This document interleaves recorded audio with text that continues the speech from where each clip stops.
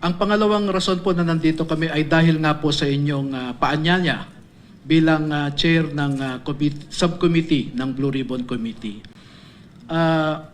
Nakatanggap din po kasi kami ng isang email kahapon galing sa allegedly sa opisina ni Senator Erwin Tulfo claiming to be the new chair of the Blue Ribbon Committee. At kagabi po ay nag-usap kami and we decided to honor the invitation of the committee as chaired by Senator Cayetano and as chaired by you as the chair of the subcommittee.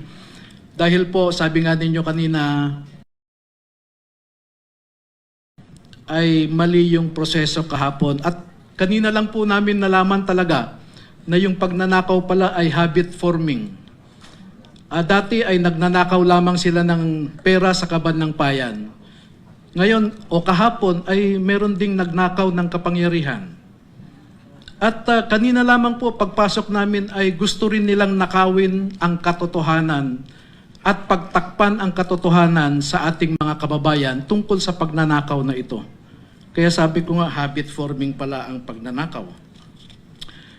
Ito pong affidavit na ito ay isinagawa ng mga sundalo pagkatapos ng ilang meeting, no? Kailangan ko po silang tanungin sa kanilang mga nalalaman.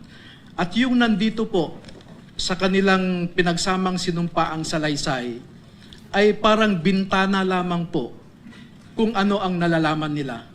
Marami pa po silang alam na hindi namin inilagay dito at sinadya ko po na hindi ilahad-lahat because I just wanted concerned agencies of government to look into their allegations. Parang